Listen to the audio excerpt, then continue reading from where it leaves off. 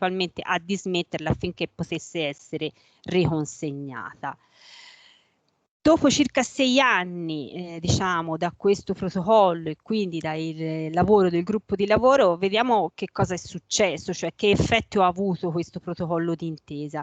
Beh, in realtà possiamo dire che ad eccezione della caserma Florenzi e del comprensorio di Torreagli, per i quali il Ministero della Difesa non è poi riuscito ad individuare delle soluzioni alternative per le attività che vi aveva all'interno, tutte le altre, diciamo, sono state praticamente immesse sul mercato.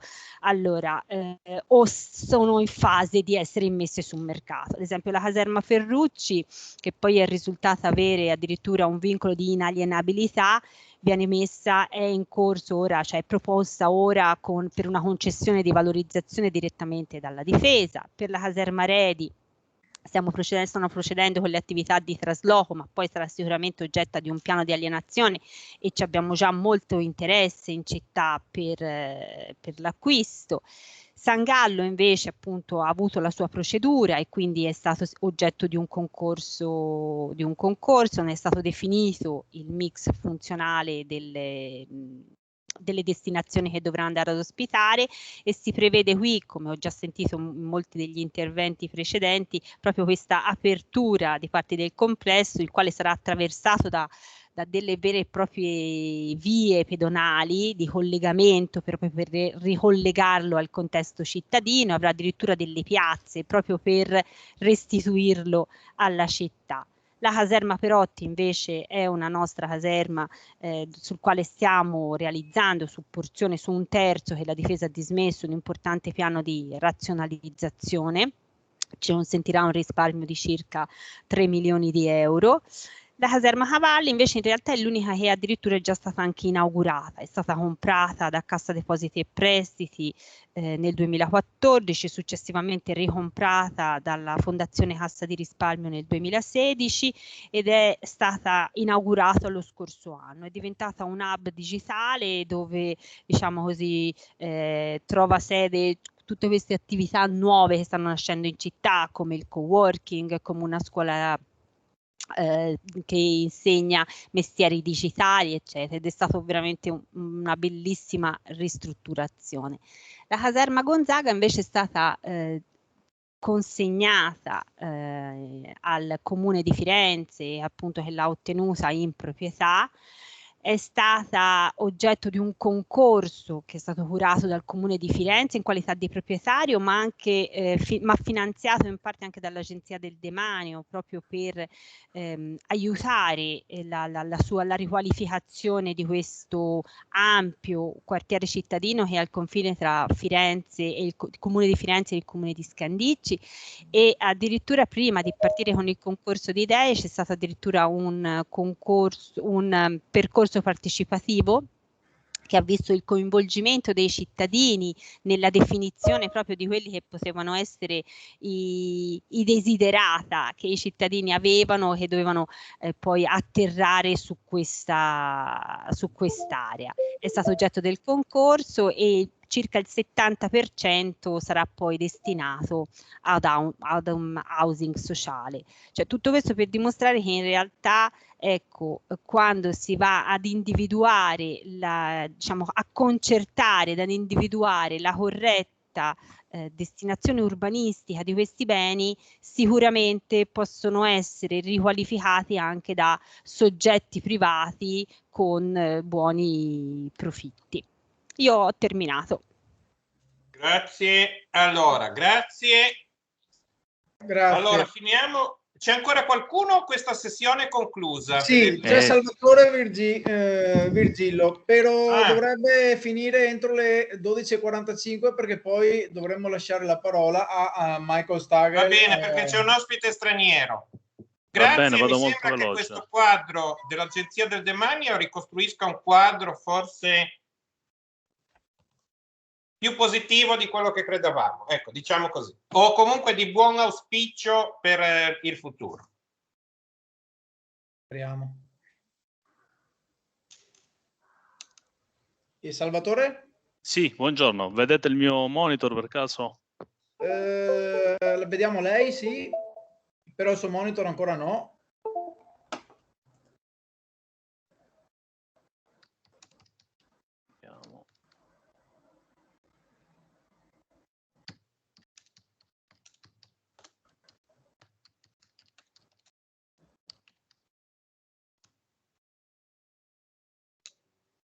Ora? No.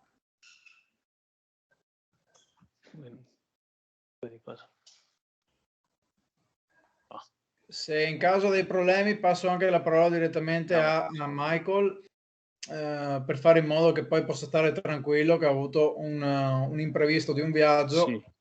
Ok, Michael, are you here? Sì, passa da Michael che vediamo. Yes, I am.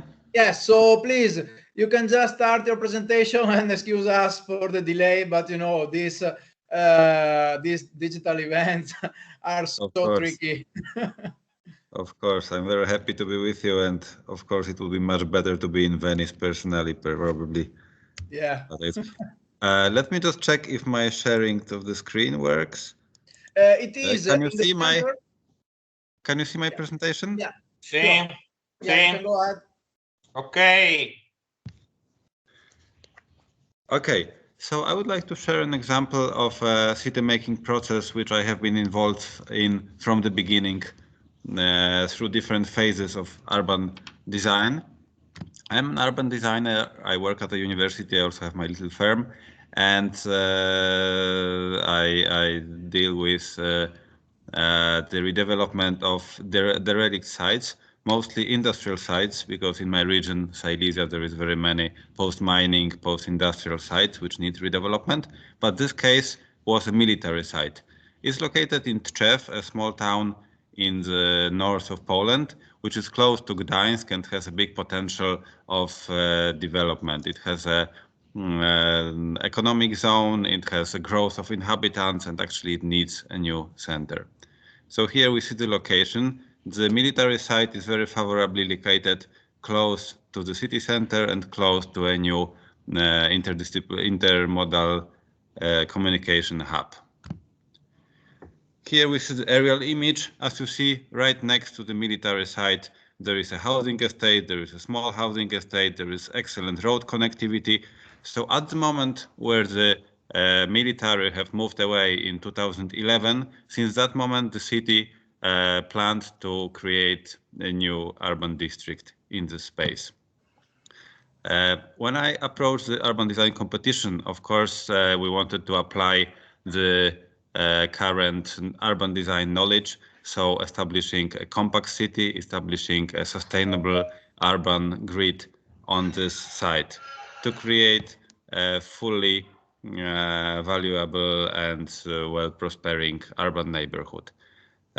We had the right location within the urban structure, which is a basic premise in the theories of sustainable development. We wanted to create a compact urban grid based on the master plan. And then in the master plan already, we had some assumptions how the space should look.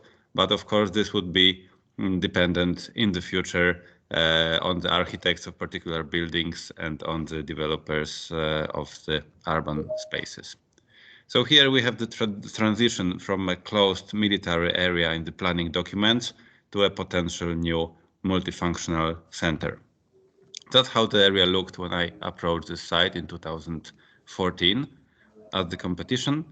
The most valuable part of the site next to location is certainly the trees, very beautiful, well-grown trees on the area, as well as surrounding areas where there are already some housing, as well as some functions, a kindergarten, a school, some commercial functions. In our competition, we looked at potential connectivity. Here we have the urban space system and connection to the railway station and to the city center by the river. This was our competition design. We assumed that we want to leave all the trees which are possible here, build urban spaces around the trees, build a system of urban spaces, and then enclose it with, of course, buildings of various function, housing and commercial. We also took part to detail, and in some visualizations we have shown the connectivity of buildings or the views to the area, or connectivity of pedestrian spaces, so to connect to neighboring spaces, green spaces, or monument sites. Already in the competition, we have assumed several development scenarios. Based on our main scenario, we have shown the plot division, but we have demonstrated that the development could take different forms, something that we called an urbanist dream, where everything is urban, with urban spaces, with blocks of housing and so on. But possibly something like an investor's dream could also be realized when there is a big investor with a potential industrial technopark, and still in part of the area we have an urban area with a square using the old military square and with surroundings buildings.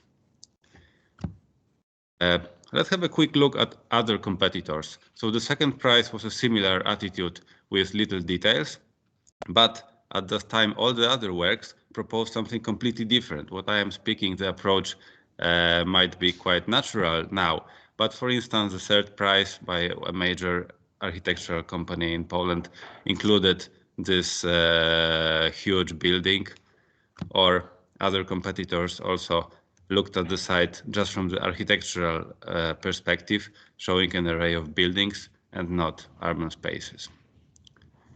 So we won the competition. We have shown the master plan already in the competition, and then there was 1 year of work refining the competition, working with traffic designers, working with greenery specialists, working with infrastructure. There was a team of about 12 people involved in the competition, a whole year of refining the master plan, which resulted in this massing model. There were different variants just to show the possibilities of architectural development of various scales and various grain. This was the master plan, which I also led later on. The master plan as the binding document, the land use plan, plus the masses of buildings, height of the buildings, connections, and everything which needed to constitute the framework for development. Some visualizations how the space should look.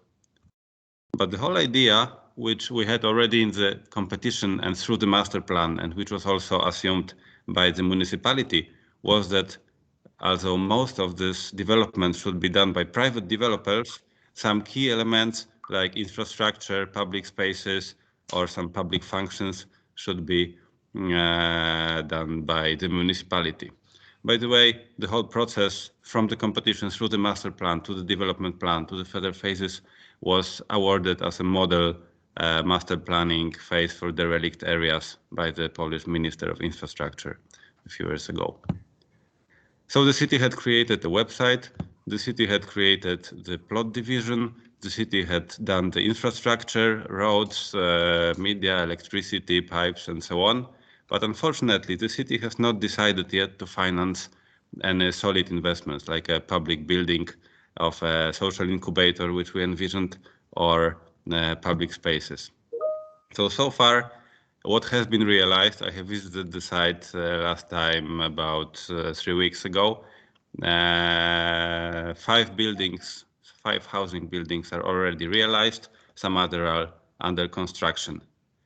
What we see here is that the development plan has set the lines of the building, the frontages, so the buildings are done in accordance with this. The master plan has saved the trees and proposed squares here, so this is saved, both little squares and the greenery. The master plan envisioned connecting with surrounding areas, which is done only partially. We have envisioned local streets all over here to the right. I'm not sure if you see my cursor, but in my arrow, but only one pedestrian link was realized. Luckily, when there is a little kindergarten, so hopefully the children will have a pedestrian connectivity. So, summing up, I would say that this was intended as a model process of city making on a military site. The site is very well located in a city with big development needs, so potentially it was a perfect example for city making on a military area. So far it has been slower than assumed, mainly because the city, while the city conducted all the formal and legal elements, the city has not realized any of the promised public investments. But still, Private developers has acquired land. Right now there are 5 buildings realized, some other are under construction, and there are also projects and construction permits for new residential housing. And it's a partial success. It's a potential success in terms of saving green spaces, creating green framework, creating connectivity, but not the full scale and the full spectrum of urban functions which we assumed. But hopefully this may come in the future in further years. Thank you very much for your attention. Okay, thank you so much, Michael. I think you must go, so I would we would like to discuss with you your presentation more in deeper, but I don't have to go. I was asking to be the first because I'm in a restaurant which opens at 1. I'm in a hotel. Okay, you are. So I can listen with my earphones. I will be with you, but there might be some noise in the background, so I will have okay. So maybe we can wait for the discussion afterwards at I think 1:30 more or less. I'm very. I congratulate you for your very good job and the prize, part of the Polish recognition of this interesting master plan work. Now we're going back to the state property, to the Italian State Property Agency with Salvatore Virgilio. So please, Salvatore, you can go ahead. And thank you so much, Michael. Thank you. Thank you. Bye. Vedete il mio monitor ora? Adesso si vede. Ok, buongiorno Grazie. a tutti. Salvatore Virgilio, Agenzia del Demanio, Direzione Regionale Calabria. L'intervento che sto per illustrarvi riguarda la realizzazione della sede della Procura di Catanzaro presso l'ex ospedale militare, appunto la città di Catanzaro. Questo edificio questo intervento ha interessato una superficie lorda di circa 6.613 metri quadrati ed un'area di circa 2.640 metri quadrati, un'area esterna, per un importo complessivo da quadro economico di circa 11 milioni e mezzo di euro ed un risparmio in termini di locazioni passive di 300.000 euro annui. Il compendio nasce inizialmente come ex convento religioso nel 1480 per poi essere utilizzato ad ospedale militare fino al 2006, anno nel quale, a seguito del riordino delle funzioni militari, appunto viene chiuso questo compendio immobiliare e rimane inutilizzato fino al 2016.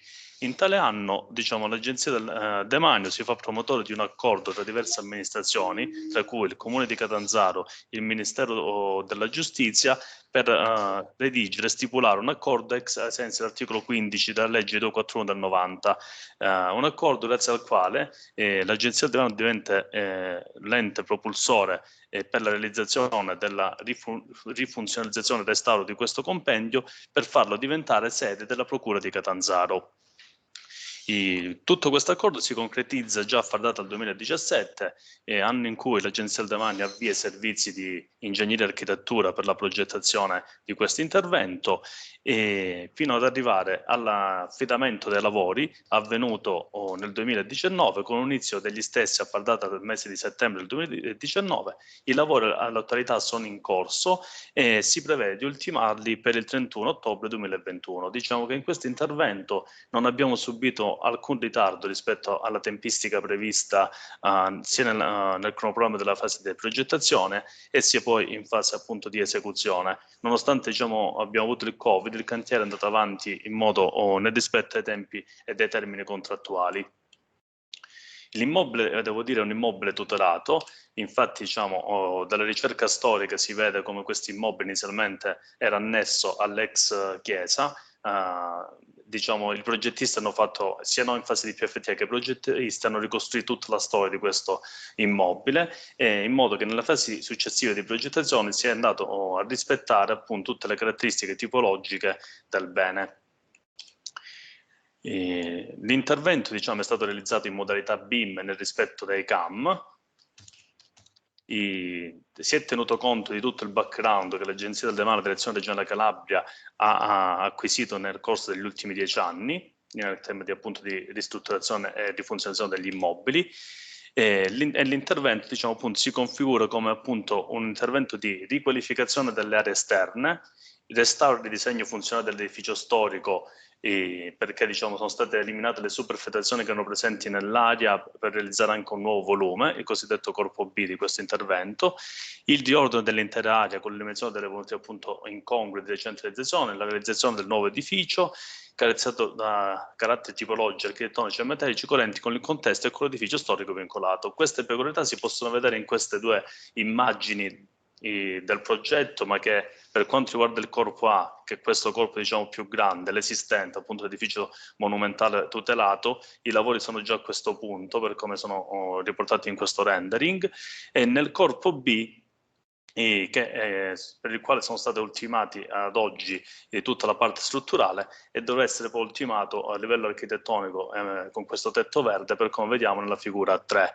Quindi diciamo, il progetto diciamo, cosa ha fatto? Cioè, quest'area era anche interessata ad usi civici, quindi nell'accordo stipulato precedentemente citato è stato anche previsto che la corte interna del corpo A potrà essere utilizzata anche dai cittadini del comune di Catanzaro per fare eventi, manifestazioni e quant'altro.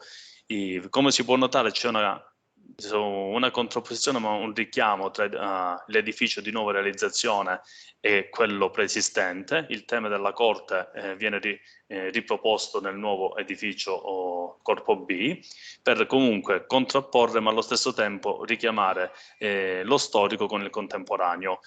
Quest'area qui diciamo, si trova proprio all'innesto della città, all'ingresso del comune di Catanzaro, e diventa quindi, riqualificandolo in questi termini, diciamo, diventa un motore, un volano e anche un biglietto di visita per questa città. Altrimenti fino a pochi anni fa qui si vedeva soltanto un fabbricato, un compendio degradato pieno di verde incolto.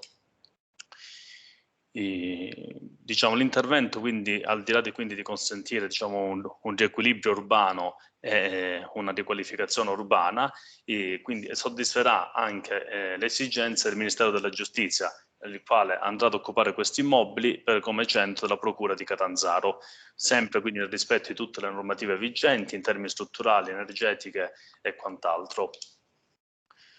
Lo studio delle preesistenze architettoniche ed urbane, la conoscenza delle tecnologie attuali ha consentito di integrare e correlare le opere storiche con quelle contemporanee, garantendo un'elevata leggibilità delle relative peculiarità e la piena funzionalità in relazione ai fabbisogni espressi della committenza e degli enti usuari, e nel pieno rispetto delle normative in materia edilizia, urbanistica, paesaggistica, di efficienza energetica e strutturale.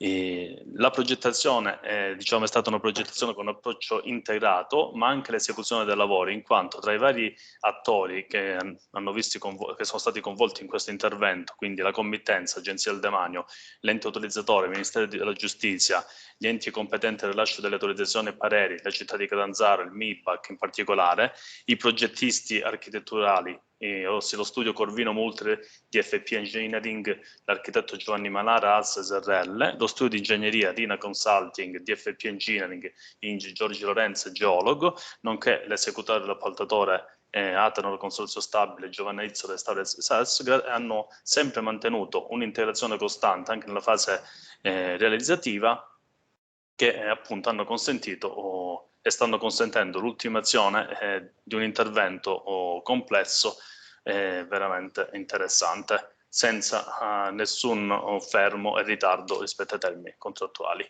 Grazie per l'attenzione. Grazie.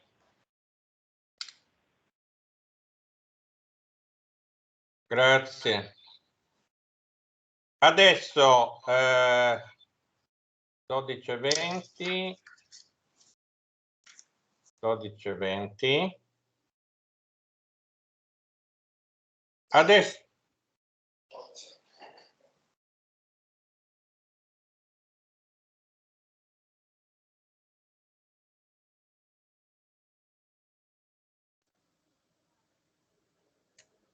Can you hear me? Now we must skip the debate with the Italian State Property Agency, regrettably, and go through the session of international case studies. I would like to start after Michael with Laura Kristenova, Kristenova Pastorekova, excuse me the pronunciation, but to me it's difficult, even though I've been in Košice during 3 weeks in my life, but I didn't get the Slovak accent. So if you're here, Laura, please, yes, you can share.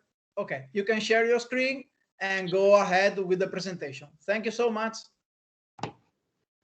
Okay, just 1 second. Okay, can you hear me? Yes, sure. Okay, okay. Thank you so much for your word, and no problems with the pronunciation. I have also with some other languages. So, okay, so dear colleagues, so today I would like to present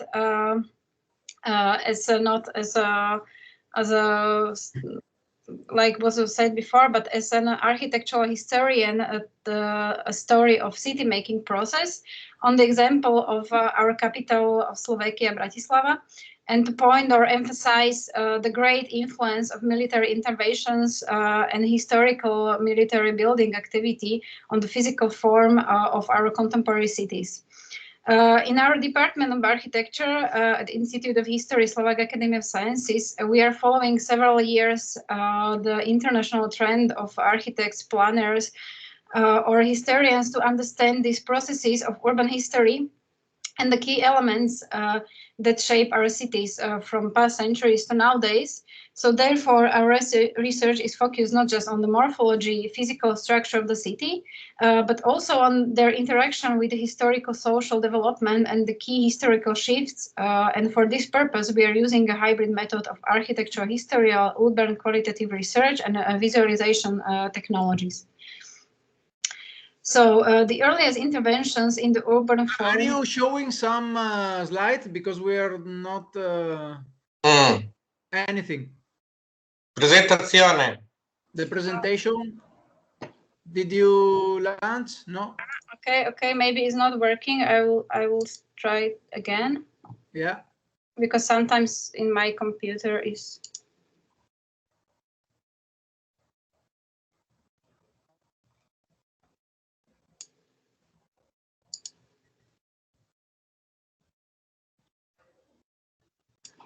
Do you find the sharing button?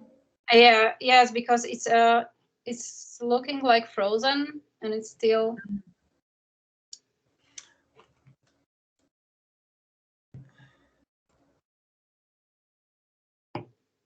Okay, so let's see. If not, I will launch your presentation. Okay, that was right, because it was when I was trying it yesterday, it was looking okay, but now it's looking like it's freezing. Okay, so no worries. I will share now my screen, so you can tell me to skip okay. the slides. Now, can you see the presentation? My screen? I cannot see. No, then. Now, I hope so. I hope it works. Can you? I can see, but there is no present. Yes. Okay, so I will go. Okay, so you can go to second slide. Yes. The first, I go to the second. Yeah. This. Yes. That's okay. Yeah. Okay, so I will try to be quicker to not. No worries. Thank you, Laura. Okay, thank you. So as we can see here, the earliest interventions into the urban form started already with the establishment of the first city structure, the castle, and the first fortifications, which were crucial for the army thanks to these strategic locations, and essentially defined for many years the position and the perimeter of the cities. In the period of 18th century, there was also the construction of the first purpose-built military barracks. And on this third slide, in the 19th century, after the end of Turkish Street, the governmental offices were returned to Buda, and the city underwent a downturn. In the dynamism. So there was the process that a lot of important buildings were, thanks to the influence of the army, including castle, transferred to military ownership. This shift of the function from representation of state power to closed military led to the degradation not only to the castle itself, but even the settlement at its base. So the most prosperous residents therefore moved away. Many houses were rebuilt, so the army influenced almost the whole image of the city and the urban silhouette. So at the turn of the 19th and 20th century, in connection with the modernization and the rise of urban planning as a scientific discipline, municipal authorities recognized and started to be aware of the values of these sites, as well as the potential for tourism at the castle. So afterwards, the local press began to discuss the barrack question, so the effort to move the army from the center to the periphery. These ideas overtook also the first urban planners and architects in Bratislava, and reincorporated this idea in first regulation plans, but as well as the city representatives, they were not successful because the army was not willing to leave these valuable sites. Similar situation was happening in the area of northern suburbs, which was the place of former aristocratic palaces and spacious gardens. During the development decline in the first half of the century, they were acquired by the army. And after the Austro-Hungarian compromise and the general military conscriptions, this spacious area of northern suburbs, which we can see here on the picture, was also the place of the first modern barrack campuses. Probably as in other European cities, they were built according to the new principles of sanitation, hygiene, and as the first time as an architecture determined by function. On the next slide, we can see the new urban form of modern military campus built according to the new rules made by Austro-Hungarian architect, which was also employee of Austro-Hungarian Ministry of War, Franz Gruber. So he was traveling all over Europe, visited many countries and studied a lot of European new barrack campuses. And afterwards, he designed for Austro-Hungarian Ministry of War this crucial document of strict rules and unified plans of military buildings. We can go to the next slide. The development of military architecture and strategies were reflected in the city, not also in the change of tactics for defense and territorial control. So the army was trying to not now occupy just the best sites in the city center, but also use the city as a transport nexus, providing space for training troops or storing supplies. They started to build new barracks in good connection to the radial roads and railways, and in Bratislava they even influenced the route and the starting point of the first city horse tram line, which were located just next to the barrack campuses. So with these new barracks, they helped the city expand also beyond the former ramparts, which we can see in the north part of the city on the picture, but later they also played a role in expanded our new social housing constructions, because after the fire below the Bratislava castle in 1913, a lot of residents who lost their homes here were accommodated in barracks, and afterwards they started to build their new houses on the next sites. We can go to the next slide. The army started to retreat from the city just after the during the Second World War, because the new Slovak war state was created, and the Bratislava became for the first time the capital city. So the city represents need immediately space for the new state institutions, and this set up in our city the trend of transforming military buildings and sites to a new public representative buildings. Here on the 3D model we made, we can see really the process of transforming a military locality into a really important city center with a lot of representative and public buildings. So it is clear that even we are not perceiving the military traces in contemporary city, they directly form the shape of many urban structures and position of public buildings. We can go next. On the last slide, we will be able to see like the map of contemporary Bratislava. On the next slide. Yes, here with the marked buildings red, which are still using by the military. So this is the biggest military campus, and all the red buildings, they are buildings located on the former military sites, which are now transformed into the public buildings, as example, and even a lot of public or state institutions are still using the adapted historical military buildings, for example, Slovak National Gallery, Ministry of Finance, Ministry of Defense, or Comenius University. So even if we consider Bratislava as a city which was shaped mainly during the 20th century, deeper study of historical layers allow us to discern several events that shift the development trajectory many decades before.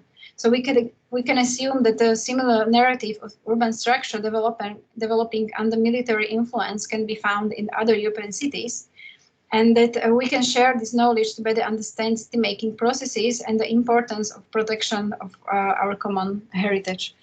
So thank you for your attention, and I'm looking forward for the other presentations.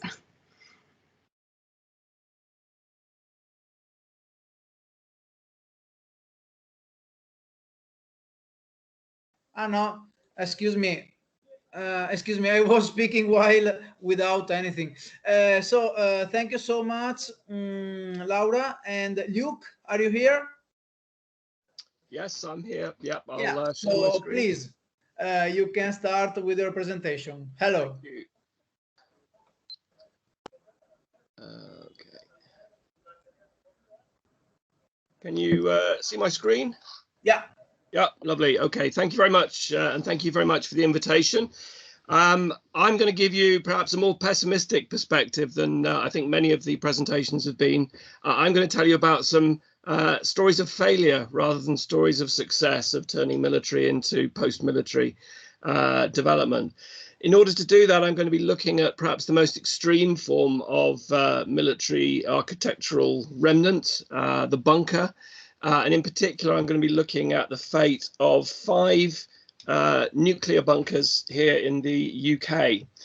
Now, the UK has something of a reputation of having been an early mover in terms of turning abandoned military sites from the 20th century into heritage, either monuments or adaptive reuse. And the quote that I'm showing here really shows the spirit of embrace by heritage authorities in the UK in the late 1990s to early 2000s, fearing that these structures might disappear from our heritage resource if not actively surveyed and salvaged in some form.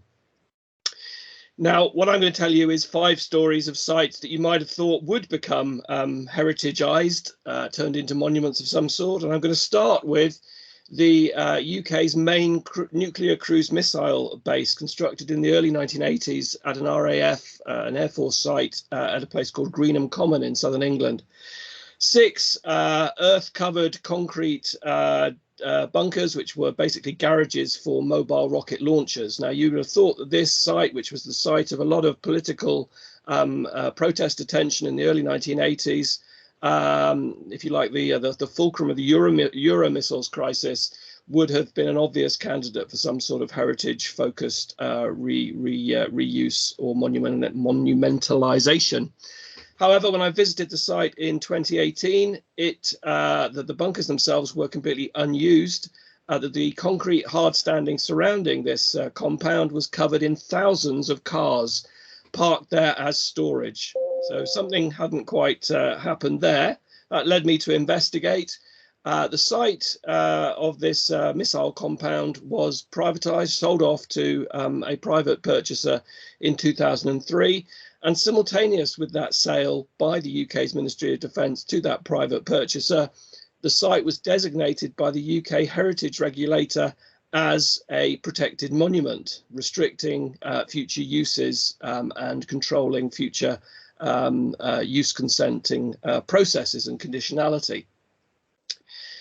That, I argued in a paper that was published last year, lay at the heart of why this site hadn't really moved on to something new. It had become stuck by the constraints of the heritage designation, but that the heritage designation in and of itself could not bring forth the monumentalization that had been originally intended and had been the justification for that protective designation. So as a follow-on, I decided to look at 4 similar landforms, all of them earth-covered late Cold War bunkers across the UK, but this time to look at sites that did not have a heritage designation imposed upon them at the moment of their sale out of military use. The 4 sites you see here spread across the UK were all regional headquarters where members of the government would shelter in the event of a nuclear attack in order to then emerge and run civil reconstruction in those regions. So I'm going to look at the fate, the after use of each of those sites as my analysis. And in order to do so, I want to try and account for why none of those sites has really turned into anything of any note. They all still sit there in the environment. The landform still remains, as you've seen on those previous photographs. That is, of course, because bunkers are very difficult to destroy. And unless you've got a really good reason to destroy them and a lot of money and a lot of time and a lot of equipment, they are just going to sit there in the landform forever, looking like they are as good as new. But they won't be as good as new, because these inside are artificial environments. They are not habitable unless the appropriate mechanical ventilation, water pumping, and other life support systems are kept in operation. People are not meant to live underground. So unless these systems were kept operational, and they were only kept operational at one of the 4 sites, the site in Northern Ireland was the one that it was kept in operational condition, these sites will very quickly fall into a state of uninhabitability, which clearly affects their ability to be used for something new. This photograph is of the Scottish case study site. And what's interesting here is that in the horizon, you can see the radio tower and also the ventilation ducting of the nuclear bunker. In the foreground, you can see some Nissen huts from the Second World War. And actually, it's the Nissen huts that have received the heritage designation. They are protected under UK heritage law because this was a former Second World War prisoner of war camp. But the bunker behind didn't get any protective designation. There's a limit to the number of places of this type in the UK that can be turned into museums or such like. What I have found in terms of looking for the use fate of these 4 sites is that if you stare really carefully and watch really closely, you will see occasional improvised, unexpected, and sometimes illicit use, post-military use of these structures, much like these sunbathers here are adapting the form of Albanian bunkers for slightly strange, well, not strange, perfectly normal, I suppose, in some senses, purposes. So what have I observed from those 4 study sites? Well, at the Greenham Common site, likewise also to an extent with some of the other 4 sites that I've mentioned, you can occasionally witness temporary spectacle. So these are anomalous buildings. They are occasionally used as film sets, particularly in the case of Greenham Common for one of the Star Wars films, also for the filming of pop videos. But these are only ever occasional. In most days, these structures just sit empty, unused and unloved. In one of the 2 English sites, it's a good example of what I call assimilation. The site has become just another building as part of a complex of buildings, in this case owned by Sussex Police. It's a rather anonymous building that they use for storage. They occasionally invite enthusiasts to come and tour it if the enthusiasts insist enough, but there is no sign or celebration here of the fact that this was originally a very high value, very strategically important and very secret nuclear facility. Occasionally, structures of this type may have the opportunity to be turned into IT fortified data bunkers. But it is not the case that all such facilities inevitably become data bunkers. Only one of the 4 sites that I've been examining has that in prospect, and that is the site in Scotland. The other English site, the one that's not owned by the police, was occupied by criminals until the police raided it a few years ago to find a £6 million underground drugs growing operation at work there in the middle of the countryside. Very difficult for them to get into this bunker because, of course, bunkers are designed to be very difficult to get into. So these places will find uses, but they will not find uses that are necessarily particularly obvious, nor will they be necessarily particularly valuable. And so what we see, if you like, is various parallel processes of ruination. The surface may well remain intact, but the interior starts to materially corrode. The level of sophistication of use starts to degrade. These places become just backroom stores, occasionally used as props for generic purposes. And we also see a deterioration in value, monetary value. If we look here on this final slide, we can see that attrition, that collapse almost of value between the original construction costs incurred in the Cold War to create these places, in the multi-millions. And then we look at the actual value for which they were sold into the private sector as part of that demilitarization. A massive collapse in value for these sites, and notable that the Ballymena site, which is the Northern Ireland site, the only one that was kept in operational condition up until the point of its sale and was therefore advertised for a higher sale price, that sale price was still a fraction of the multi-millions that it would have cost to construct that place. So as I promised at the start, this is a story of, in some senses, failure. This is not a story of successfully turning all of these sites into something new and glamorous. They shrink, slink into the background, diminishing in various ways, whether by value, by utility, by physical composition, or otherwise. Thank you. Thank you so much, Luke. Very good presentation. I like it, your approach. I like it so much. And now we are going through the presentation of Emeritus Professor Klaus Kunzmann, who has some issues between Apple and Microsoft. You know, better not to go within this. If not, we are going to a real bunker, I think. And then a video sent by an Indian colleague, Pratekneji. So I will share the screen and now present these two papers very briefly. Okay, let's see. Okay, here we are. Can you see? Can you see? No? Can you confirm, are you seeing? Yes, we can see it. Okay, perfect. So the presentation by Klaus Kunzmann regards the reuse of military sites in Germany. Here we can see the summary with the background, the challenges, the processes, projects, some experience, and a question. Can experience travel? So in the background, yes, we all know that Germany was a place in which military has played a great role after the Second World War due to geopolitics. Professor Kunzmann observed that a great percentage of military sites have been built in isolated spaces, but sometimes also in inner cities. And there is no specific pattern, but this standed to some political visions that were not shared over time. And in East Germany, 2.5 thousand square kilometers were occupied by the Soviet army. Then, after closure, these properties were returned to the federal government, which name I can't pronounce it very well, the Bundesrat für Immobiliare Fragen.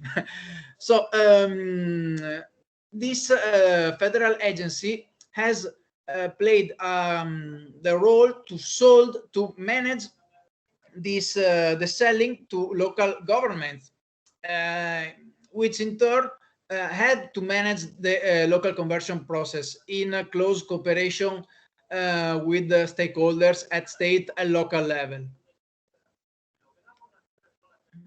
He said that occasionally unclear property rights from pre-Second World War ownership still stands, and there is an unclear situation about contamination of soil and buildings issues. And there is also a limited knowledge of military sites that have been gathered present over time. Obsolete technical infrastructure are placed in these unknown areas. And there are also issues on the selection of commercial management. So local municipalities usually seek to state support in the regeneration process with an involvement of citizens. But also another challenge is to find new jobs for civilian German staff employed on military sites, who were not military on the military apparatus, but on the were civilians just working for the military. So this provides a very complex framework on which start to work. In Germany, the conversion process is managed like this one. The closure of a local site is to announce early, and the local governments usually buy the land from central agency at market prices, and they local governments decide how to organize the conversion process and value of the various options. Once the contract is signed, the project is handed over the local government. Then conversion projects have to follow the existing rules and regulation for building and planning. Also following the energy conservation, public participation, and other rules within the planning scheme. So projects can be supported by the federal and the state governments in the context of the Federal Fund for Urban Development. In cooperation with local government developers starts the conversion process, and an handbook has been prepared by the Federal Institute of Building and Planning to guide the conversion process, instead of what is happening in Italy, which there is no handbook prepared by any of a federal agency to guide the local administration to build the conversion process. The options depend on several features, such as the site, the nature, and the location of these places. Consultants are commissioned to develop the design proposals, and conditions of the ground are surveyed. If necessary, there is the need to proceed with the decontamination of the soil and the built structures, with the modernization of the existing infrastructures. So here there is some projects in which I also during the last years can visit it. We started with Augsburg. I will skip very briefly this, in which the conversion of the Sheridan Barracks resulted in 500 housing units built to deal with the local housing needs, and a new urban district has been created. In fourth, the city served as a moderator between the federal government and potential private developers to reuse an American village of 217 hectares that hosted 15,000 military staff and their families in the second part of the last century. In Munich, 270 hectares were redeveloped into more than 6,000 apartments that were also accommodate 30 to 50% of affordable housing, and the integration of this site was a real challenge in the redevelopment process. But considerable public participation and communication with citizens took place, and an integration of the site finally took place, but without existing challenges today. In Weimar, in Freiburg, the very well-known Vauban site was gradually redeveloped into a new area with sustainable features, such as not only kindergarten, school, public facilities, and so on, but also sustainable innovative, sustainable solutions. In Heidelberg, very recently in 2013, the American soldiers withdrew from this very beautiful German city, and an urban laboratory took place by the IBA to create a participation process and define a strategy within 20-25 years. I also visited this place in 2018, and I found it very interesting what is happening there. Now my time is going to finish, so I just passed the case of Lunenburg with the Bristol barracks, and the case of Leipzig with the creation of the Amazon distribution center in place of ancient barracks.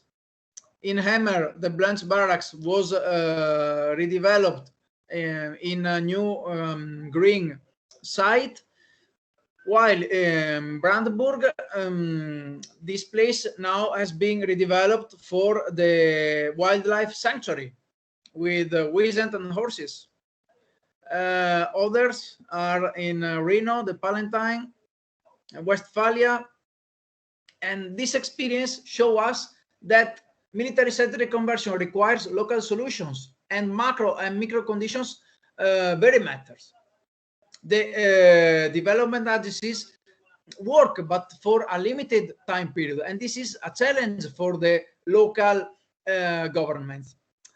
We need a really well-planned integration of the military sites with the pre-existing urban social fabric, and the early involvement of citizens is required to find a solutions. And this is the last part, in which in times of globalization and communication, military sites can be put together to create a new network that maybe provide local foster tourism, but also not just to create a new sort of globalized items, but local items that create an European network. And this is the end of the presentation. I would have loved that the professor would be here with us, but that is not possible. And now I will show you the presentation of Pratek, which sound is very bad. So please tell me if you understand good. If not, I will just explain you the presentation. Can you hear well or not? First, I would like to elaborate the concept of cultural geomorphology. The term cultural geomorphology has recently been proposed by Ken Gregory to encompass and perceptions of landscape and how these should be considered by geomorphologists, especially in terms of improving environmental management. Where river waters are of religious significance, such as in parts of India, river management strategies need to take this into account. Such cultural dimensions are also vital to successful conservation of landscapes. For example, in projects which aim the management of river systems, it is important to understand the cultural relationship that people in the area have had with their rivers. Secondly, I come to the facet of legal geography. The aspect of legal geography is shown in the book entitled Legal Geography, Perspectives and Methods, edited by Tina O'Donnell, Daniel Robinson, and Josephine Gillespie. The review about the book, Method and Theory, reflect in this statement by Gordon Clark. And the statement goes by, this book is an outstanding contribution to the, it is a step beyond the research program on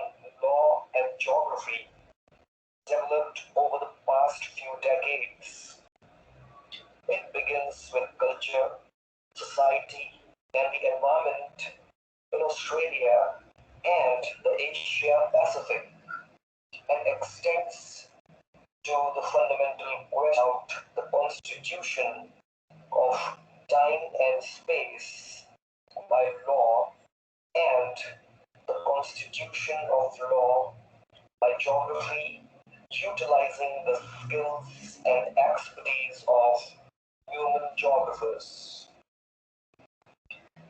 And finally, let us observe what a cantonment is. The Rigenerare rejuvenation project of Government of Uttarakhand is the key plan to not just rejuvenate the contributory river of the Ganges in the Himalayas, but also a key point-oriented program to amalgamate the principles of cultural geomorphology and urban morphology. The cantonment town of Ledor is the origin of this river, Rispana, and hence the theme of regeneration of the former military site is suited quite obviously here.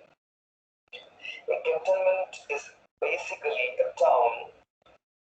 In the Indian subcontinent, the region has administrative structure related to the defense forces or militia under the Ministry of Defense. The Ledor Cantonment Board is also the example of such town in Mussoorie, in the district of Dehradun, which is the capital of the state of Uttarakhand in India. Ledor in the district of Dehradun, Uttarakhand, is perhaps India's only Anglo-American town. England's Center for British Soldiers. It was Captain Frederick Young, a young Irish soldier in the British Indian Army, that built its first permanent building, his home, on a hillside here in 1825.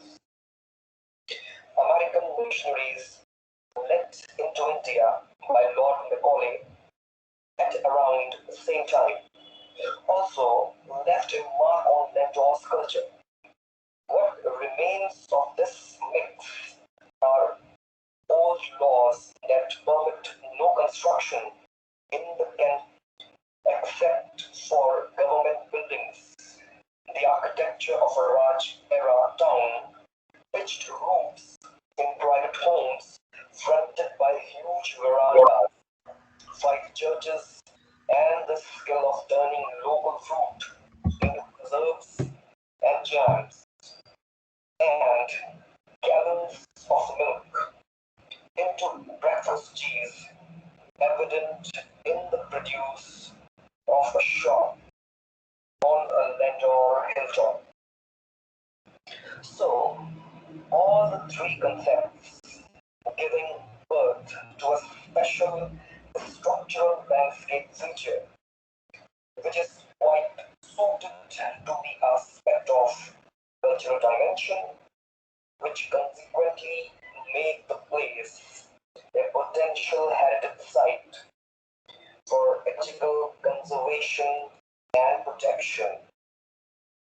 Finally, a special acknowledgement to the books, that is, Landscape and Geomorphology, and of course, Legal Geography, as are mentioned in the concerned paper. So, looking forward to many other such presentations here in the program, here in the presentation ceremony. So let's basically wrap up my presentation. Thanks a lot to everyone, and have a nice day.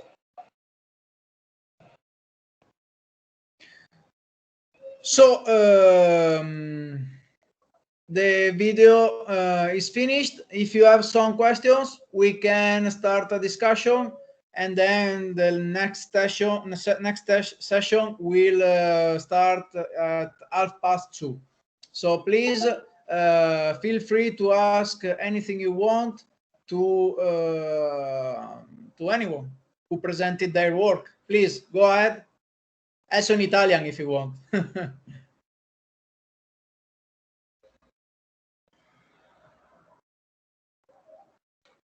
Maybe there is also no one who want to ask anything. So, well, if no one is going to ask anything, I appreciate this, well, the State Property Agency session, and the international cases, well, are based on first an historical view by Laura Kristenkova. Then Michael offer us the master planning, the reuse, and also the difficulties to reintegrate former military sites in the existing urban environment that also privilege private investors than the public ones. And finally, Luke Bennett put on the foreground the fact that bunkers, but also this discourse can be extended to other military, other kind of military sites. The conversions is quite inappropriate, and it then several unknown issues, but also questions. So maybe I would like to ask Bennett, Luke, first, how he started to work on bunkers, and how it developed this work over the years. Okay, I'll keep the answer short. I could give you a long account, but I'll give you the short one. Okay, so I used to be an environmental lawyer, and when I decided I didn't want to be an environmental lawyer anymore, I'd just done a batch of work for a UK government department trying to get rid of some sites, one of which was the place where we manufactured nerve gas in the Second World War. So I did a lot of work on decontamination. And so when I arrived at university in a university job, I thought, oh, well, that was weird. I better find something weird to build a research career around. And so this aspect of my research is basically reflecting on what I'd encountered in the early 2000s in practice when we were trying to work out what to do with this architecture, and to theorize the successes and failures, and in particular why certain enthusiasts are very interested in hunting these places and writing about them on the internet, which had struck me as very weird when I was doing it as a job of work. Yeah, that's the answer. Anyone? If not, I go with other questions to Laura and Michael. I think no one maybe is paying attention, but no worries. So Laura, do you apply also this kind of historical views on other Slovak cities, or just it is just the study case you showed us before? Yes, the volume, yeah. The audio. Oh. Okay, so previously when I was doing my PhD, I was focusing also on other Slovak cities.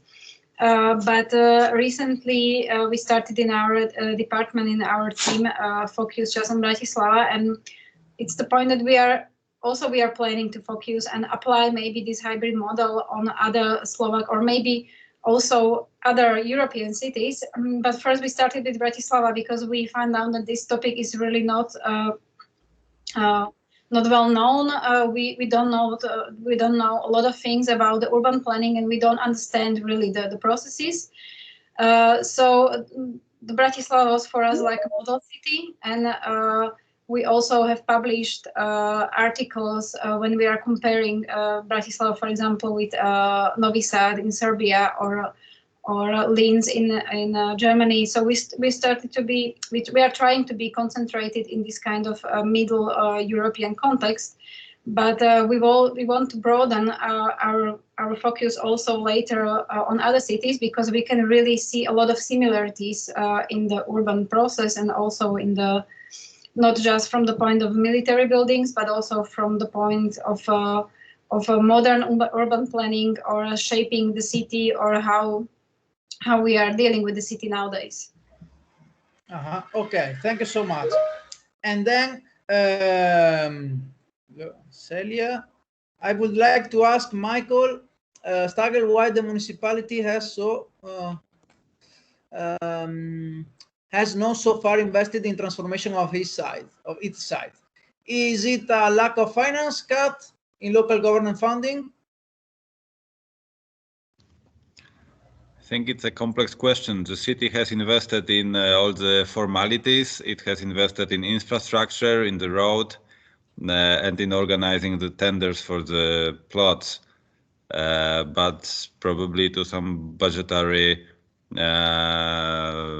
shortcuts, they have to choose what they are investing in terms of actual building places and buildings.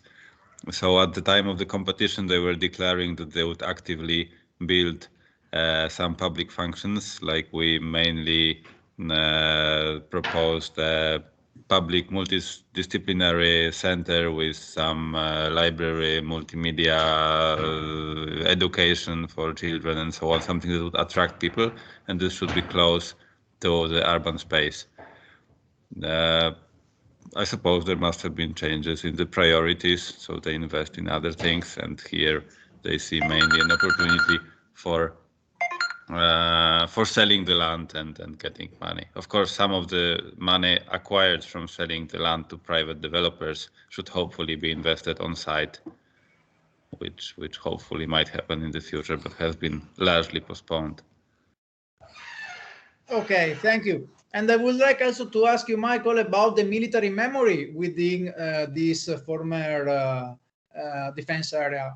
How was treated in their use? As I saw a slide with carro armato. How can I say carro armato in English?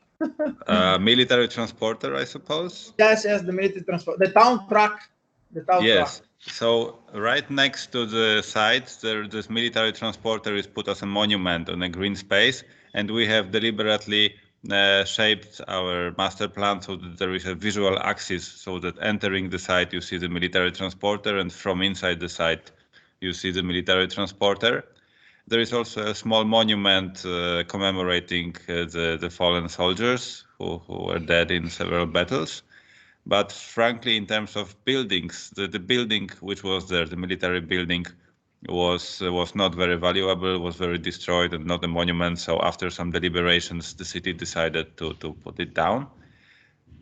So there are not so direct military artifacts, but I think the whole setup of the area, including this main avenue and this square where soldiers were gathering, the urban structure resembles in a way this military barracks. There are also all sorts of small artifacts like plaques. There is one very interesting plaque, which I think I removed from the presentation to make it shorter, but it says the change of guard, which is also symbolic, the change of guard and also the change of function. So we propose some little details like showing these plaques or these remains of equipment in the military zones. We also played a bit with the idea of reflecting the military past in the functions. So, for instance, calling local bars with some reference to military, or establishing local shops with some reference. Or actually, this civic center that we proposed was supposed to be called Transporter of Innovation, like they have this military transporter. So there is a bit of display with the identity and the heritage on this conceptual level of this design. And of course, it was very interesting and fresh 6 years ago or 7 years ago when we were establishing the master plan. Now it's a bit disappointing that not much has actually happened. But the ideas are still around, written down in the strategic documents. So hopefully in further years, it might happen. And by the way, the private developer has also called this settlement, these few homes, former barracks or barrack settlement or something like this. So there is this good memory of the barracks and good associations with this. Okay, understood. And one question for you, Luke. Do you find anything, any international cases, the resemblance of the former bunker management in other countries. In your research, I know that you coordinated an issue in the journal of War and Culture Studies, which I share to our public. But well, if you can just sum up this other. I'm still here. Yeah, I haven't gone away. I'm just going to plug my book. Yeah, I saw your book. This book, which is additional to the article you very kindly mentioned, does describe some non-UK bunker related scholarship by other people, including an analysis of the conversion of a nuclear bunker in the Netherlands. And through interacting with scholars both in continental Europe and elsewhere in the world, I've come to see that there are some similarities between the UK experience and other countries, but there are also some clear differences too. I'll just give you one example of the difference. In the UK, defensive concrete heritage is seen as part of national pride, whereas along the Atlantic Wall on the European continent, concrete defensive architecture is seen as a sort of an emblem of occupation and the Nazis. So there's a very different connotation as to why people might be attracted towards the conservation of these structures as between different countries. Okay, very good. Thank you so much. I hope one day I will take a look to your book. I just bumped into it maybe two months ago, maybe. So thank you so much to everyone. Now there is lunchtime, I suppose. More at Spanish schedule than Italian one, but that's our academic life sometimes. So see you then at 2:30, and thank you so much to everybody having participated in this first morning of the conference. Thank you so much. Thank you. See you then. Thank you.